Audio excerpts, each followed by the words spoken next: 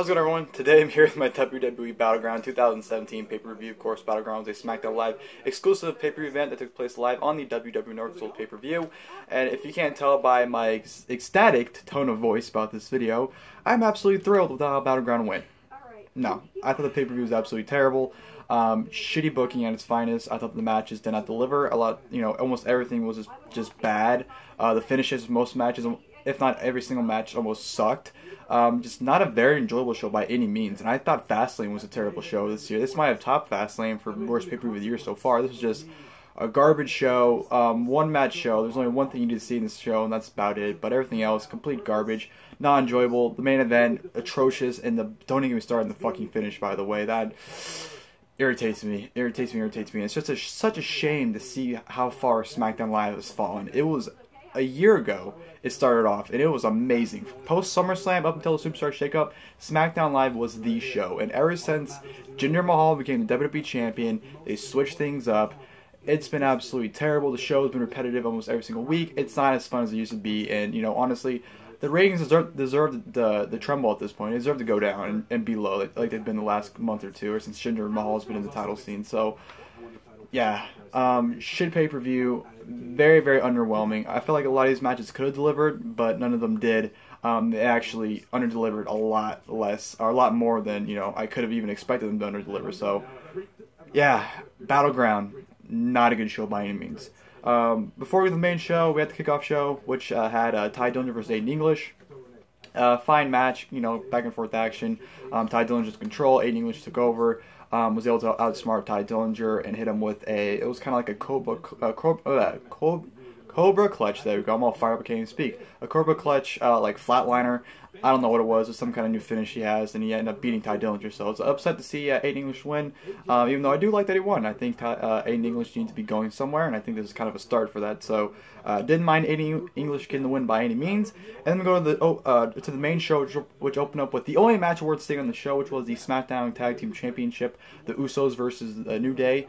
This was a great match here. The Usos were very dominant, early on. New Day tried to take advantage of the Usos. Kofi Kingston was very dominant, taking on both Usos. Him and Xavier had nice tags back and forth. And then, of course, the Usos took over once Kofi Kingston did the trust fall onto the outside. Usos caught him, ended up getting a power bomb onto the outside, which looked like a nasty bump. So, from there on, the Usos were very dominant. They worked on Xavier Woods throughout the entire match, and numerous, variations. But Xavier Woods would kick out of everything they're delivering, which got upsetting at a time because, once they're hitting everything at him and he keeps constantly kicking out, it's kind of like, come on, like that should put you away at this point. Awesome spot with Xavier Woods going for the springboard elbow drop onto one of the Usos, and as he was going down, the other Uso hit a super kick out of nowhere and pretty much just killed Xavier Woods, which he should have been out for the count after that, but that was an awesome spot there. Kofi gained life once again, got the tag, was able to get in the ring. Usos were very dominant once again. Kofi Kingston hit a pop-up Samoan drop on Kofi for a nice near fall. Hit the super kick and Samoan splash combination on Kofi as well for a great near fall right there. That should have been the match right there, honestly, but it is what it is. New Day was able to hit the midnight hour. Usos kicked out. So there were some great near falls, but honestly, to get to the point where it's like, okay, stop kicking out everything. And that eventually happened because Kofi Kingston hit a Troll of Paradise on one of the Usos, and Xavier Woods hit the springboard elbow drop for the victory. So the New Day are the new SmackDown Tag Team Champions. Kind of pissed off about that because I don't want to see New Day as Tag Team Champions. Nothing against them, but I just, they were the champions for over a year, just last year. So I just, once they've been champions so long, you don't want to see them at the titles. But this was a great match. Just kind of wish they didn't go with the John Cena 2005 to 2008 match thing where pretty much New Day got their ass kicked 95% of the match, and then New Day hits one move at the end and win. That's, your old school John Cena match right there. So that was my only complaint about it. But nonetheless, awesome match, better than my big match, if you ask me. And it was definitely a great way to open the show. But at that point, the show peaked because everything's just downhill from there.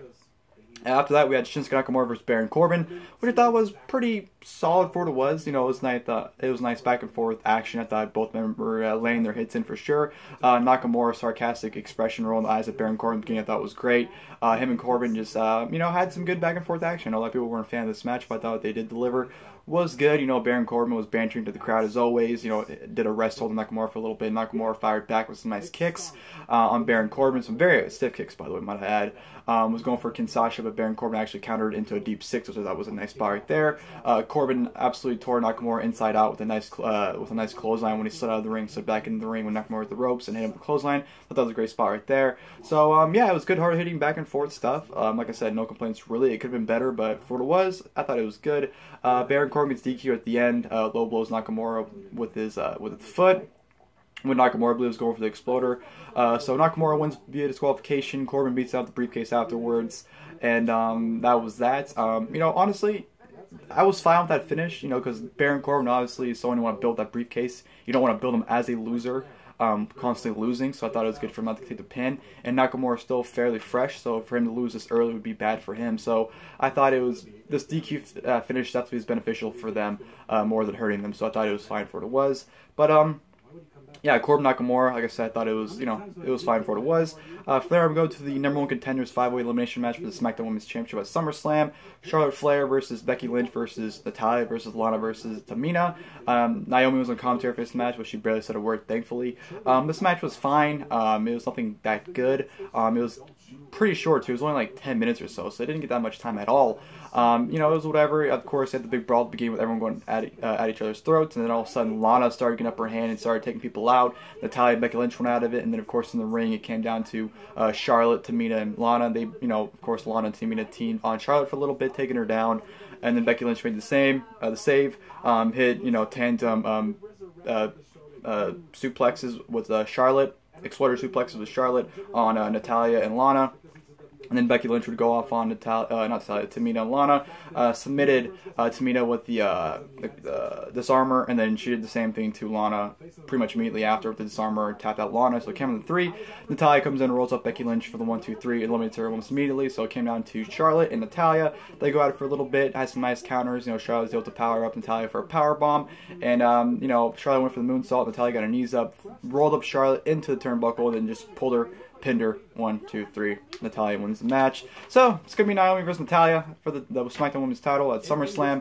It's a fresh matchup, but not really too keen in that match. Not really too interested, honestly. So I would prefer to see Charlotte and Naomi, honestly, because they have unfinished business. But you know, I don't mind a fresh matchup with Naomi and Charlotte. So that should be a good match. Not Naomi and Charlotte, Naomi and Natalya. Sorry.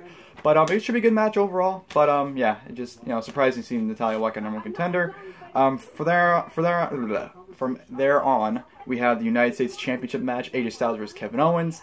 This was good, just extremely underwhelming. I was really expecting this match to go out there, for them to go out there and have a show-stealing match, have this amazing U.S. title match that they didn't really have at Backlash. They had a great match at Backlash, but I feel like it could have been so much better, and I was expecting it here, and it kind of wasn't. It was definitely not as good as their Backlash match. I just feel like, I don't know, the crowd wasn't into it. What they were doing just wasn't as smooth and crisp as it could have been. You know, you had Kevin Owens doing the headlock for a while, which kind of kills interest, and you know, it was good back and forth action. They were doing some nice counters and maneuvers, and you know, but it felt flat, and it just felt like the match never really picked up, and the finish was so bad. It was such a bad finish. So AJ Styles is going for the Styles Clash. Kevin Owens just picks him up and flings him into the referee. Referee's knocked out.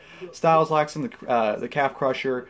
Owens rolls out of it, locks in the crossface. So Styles in the crossface, but Styles counters that into a crossface. And then Owens just kind of leans back on Styles, and then 1, 2, 3. Kevin Owens is your brand new United States champion in an extremely flat and anticlimactic finish. Why he even won the title back to begin with is beyond me. I don't know why they give the title to AJ for 2 weeks and have him lose it. I don't know what they're going with this direction, but like I said, the match, it was good, but just very, very underwhelming and didn't deliver to its full potential. So hopefully they can have a match that delivers fully, because, you know, there are 2 pay-per-view matches. Even though their match at Backlash I thought was still great, was still disappointing. So yeah, that was that. From there, I'm going to go to the flag match between John Cena and Rusev. This match fucking sucked. It was boring as hell. It was, oh, climb, oh, pull down, hit a move, climb, pull down, hit a move. It wasn't fun. Rusev caught John Cena's leg drop into a powerbomb and was able to retrieve his flag after that. But then John Cena was able to retrieve his flag shortly after that. They brawled around the ring. They brawled up on the stage for a little bit. John Cena threw him into the Tron. Rusev, you know, threw John Cena around. He actually gave him a nice fallaway slam onto the stage. That was a pretty nice spot right there. Rusev set up 2 tables. They fought on the podiums. Rusev hit him with the end of the podium. It just was not very good. It was boring. It felt like it went on for an hour. If you thought the Russian chain match was bad, this match was 10 times worse than that one. This match makes that match look like, I don't know, a 5-star classic. This was just straight up bad. Nothing good about this match. John Cena, fights out of the accolade on Rusev and is able to hit an AA off the United States podium through 2 tables to put Rusev away and put the United States flag down on the podium to secure the victory. Like I said, terrible match. Don't even bother watching it. Huge waste of time. From there, we had the Breezango segment with, of course, the X-Files ripoff they were doing, the Fashion Files. And, they had the Ascension come out, and then, the Ascension said, oh, yeah, we were attackers, but Breezango called them out because they were on SmackDown Live this past Tuesday because they're at the Eddie Money concert from the tickets they gave them back at Money in the Bank, or SmackDown Live after Money in the Bank, I believe it was. So, kind of a comedy sketch with the Ascension trying to get in the card again, which I thought was pretty funny. But then, Breezango was attacked backstage. They're attacked, and Fandango is, dragged away as the camera pans on him going away. So it's to be continued. It wasn't even revealed who attacked him, even though on SmackDown Live this past Tuesday it was advertised that we're going to find out who attacked them, but we never did. So they're still continuing the storyline, which I'm a fan of, but it's just like, come on, don't promise. Well, they didn't technically promise to reveal it, but they pretty much hinted that they were. But come on, don't tease the reveal and not do it. Like, come on. But yeah, I'm still in this Breezango storyline. It's probably gonna be Luke Harper and Eric Rowan. But, I'm liking what I'm seeing so far. So, nice segment there. Sami Zayn versus Mike Kanellis. Pretty much the exact same match they had on SmackDown Live. Nothing to it. Back and forth action. Very average stuff. Sami Zayn went for the exploder suplex. Maria Kanellis went into the ring and prevented him from doing it. But, when she got kicked out of the ring, he ended up hitting it anyways on Mike Kanellis and followed by a Hoover kick for the 1-2-3. So, Sami Zayn defeats Mike Kanellis. Very average match. Like I said, pretty much the same as their match on SmackDown Live. Even the same tactics from Maria getting in the ring and preventing him from doing it. But Sami Zayn walked out the victor, so can't really complain too much about him getting the win. But yeah, that was that. And then we go to the main event, which was the Punjabi prison match for the WWE Championship, Jinder Mahal versus Randy Orton. Now, I almost want to give these two credit, because even though this match was incredibly fucking boring, there were some vicious bumps, at least not from them, but from the Singh brothers. The kendo sticks and chair shots were really laid in. So I kind of want to give them credit because this match kind of was brutal in some parts, but it doesn't save the match. This match is boring as fuck. It was terrible. Of course, they were doing rest holds and not even utilizing the Punjabi prison. Of course, you had 3 of the doors raised and they didn't make it out in time. Of course, the last one came out. Randy Orton hit an RKO on. He counted the Colossus into an RKO. He tried to come out of the cage, but the Singh brothers got involved. Pulled Jinder Mahal out of the cage, so Jinder Mahal is out of it. Randy Orton had to climb over, hopped onto the other prison cell or whatever you want to call it, as Jinder's crawling, so they're both leveled out. They're fighting, they go back down. Randy Orton takes out the Singh brothers with chairs and kendo sticks. The Singh brothers and Jinder attack Orton for a while. Orton chases them all around the freaking prison 6 times, it seems like. One of them was able to fit through the Punjabi prison and climb up because Randy Orton's climbing up. Randy Orton knocks him down, so he takes a vicious bump through the announce table, which was a hellacious fall, by the way. That was a great bump right there. I'll give him credit. So he bumps like a motherfucker for that. Orton, him and Mahal going at it with kendo sticks and chairs. Orton brutalizes them with chairs, hits a DDT on Jinder Mahal when he puts his feet up onto the bamboo sticks and hits a DDT on Jinder. So Orton, upper hand, Orton is climbing, and then all of a sudden Jinder Mahal's music hits once again. Everyone's confused what's going on. And then the fucking Great Khali fucking comes out. He shakes the cage. Orton flips like a motherfucker and almost kills himself. He's lucky he held on to the freaking bamboo, because if he would have fell, he would have died. Or gotten seriously injured. That could have killed Orton, seriously. So, Great Khali comes back immediately and almost kills Randy Orton. Great fucking going. But, yeah, he climbs up. He, puts Orton in his, his hold where he crushes his skull. He has Orton in that, and as he's doing that, Jinder Mahal climbs out. Jinder Mahal jumps down and wins the match. So, Jinder Mahal is still the WWE champion. Great Khali's back. What a bullshit fucking terrible finish to a bullshit fucking terrible pay-per-view.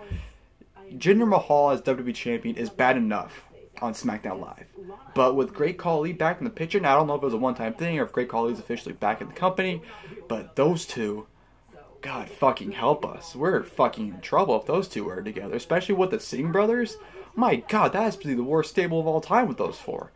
But my God, I can't even. This pay-per-view just fucking sucked. Thank God I had an amazing episode of Game of Thrones tonight, because this would have been a shit Sunday.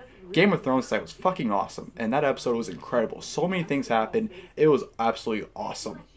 And then you had this shit pay-per-view. It's like going from watching WrestleMania 17 to watching WrestleMania 9 immediately after. That's how I felt like watching Game of Thrones and watching Battleground right after. What a shit pay-per-view. Fuck you, Vince, because you ruined SmackDown Live. It was an amazing brand. But yet, you want Raw, your A show, your baby, to be the #1 product. So, you stripped SmackDown of everything it had going. You stripped it of its stars. You stripped it of its, difference. Talking smack every week was different. They stripped it of that. They made the storylines, repetitive. Did everything you possibly could to make this show bad, and you're fucking succeeding. So I hope your ratings drop for the show, honestly, especially with Jinder Mahal as your WWE champion, because he needs to get that title off him immediately, because he's killing Jinder Mahal. I'll say this, Jinder Mahal single-handedly killed the WWE Championship and SmackDown Live, because ever since he's been on the show, it's been going downhill. So I blame Jinder Mahal. But yeah, that's the video. If you guys enjoyed it, please like below. Leave your guys' thoughts on Battleground as well in the comment section below. I'm pretty sure you guys thought it was equally as terrible as I thought it was. So, yeah. Thank you guys for watching the video. And until next time, I'll see you guys then. Thank you guys for watching the video.